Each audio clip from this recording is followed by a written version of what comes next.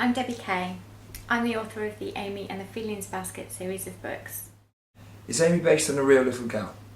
Amy's quite a tomboy. She wears a lot of jeans and t-shirts and rides bikes and climbs trees. So I think my parents would probably say she's quite like me. But actually no, not really. I think she's a combination of various people that I know and various friends' children really.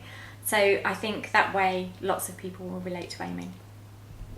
Are any of the situations based on your own experiences? I think a lot of the situations are, well, all of the situations really are very generic. They're life events that happen to most children. So yes, I guess certain parts of me come out in some of the stories. For example, in one of the stories, Amy's grandmother dies. I wasn't lucky enough to have a feelings basket when that happened to me.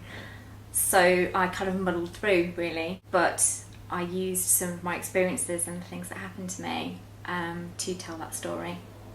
But I think it's definitely going to be similar experiences for a lot of people that read the books.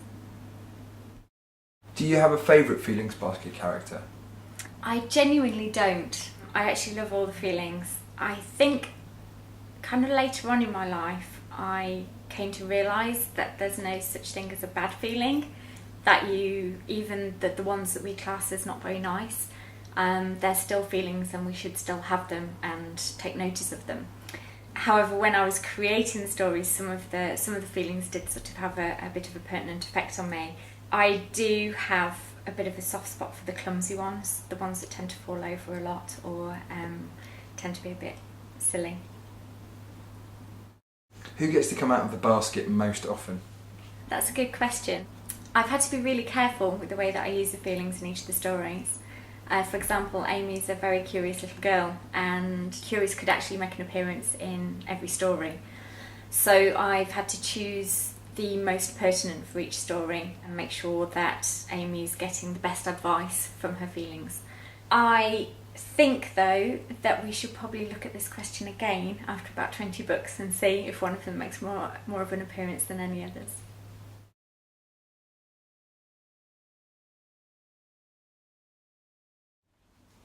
This is Amy. She lives in England with her mum and dad, Mr. and Mrs. Thorpe.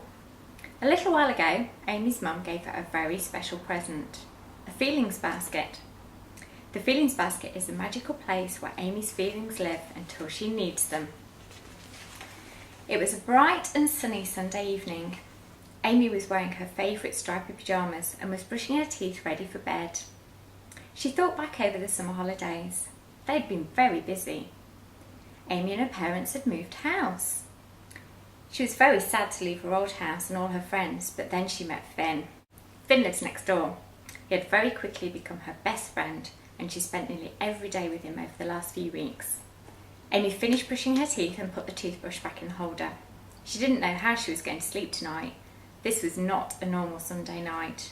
In fact, Amy thought, it's the worst Sunday night she could ever remember.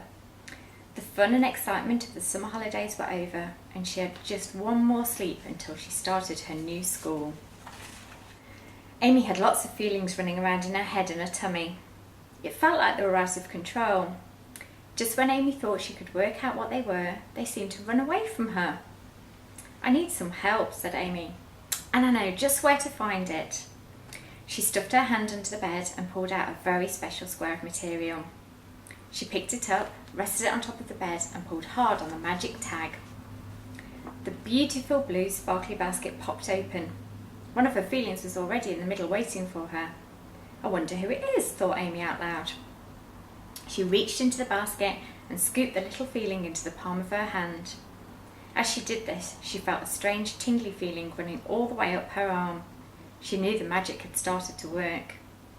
The feeling grew bigger and bigger as he moved closer and closer to the top of the basket.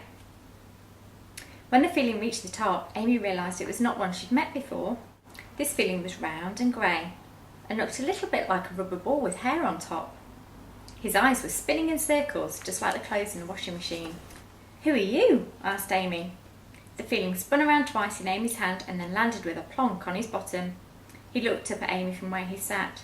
"I'm confused," said the feeling. "Confused, so that's what I'm feeling," said Amy. "My head's just so full of stuff. I know I'm not going to be able to sleep tonight. Can you help me? I don't think so. I can't stop all the stuff spinning around in our heads, said Confused, his eyes now moving even faster circles. I think we both need some help. As he said this, he fell off Amy's hand and stumbled over to the basket. He placed 2 fingers into his mouth and let out a very loud whistle. Quiet! Shouted Amy. You'll make them all deaf with that noise, and then no one will be able to help us. She peeped inside the basket. Even though it had been far too loud, the whistle had caught the attention of a new feeling. He was waving up at her. See, I knew someone would come and help, said Confused, banging into Thomas the teddy bear who was sleeping on the bed. Amy dipped her hand into the basket. As soon as the feeling began to grow, Amy knew exactly who was coming to look after them.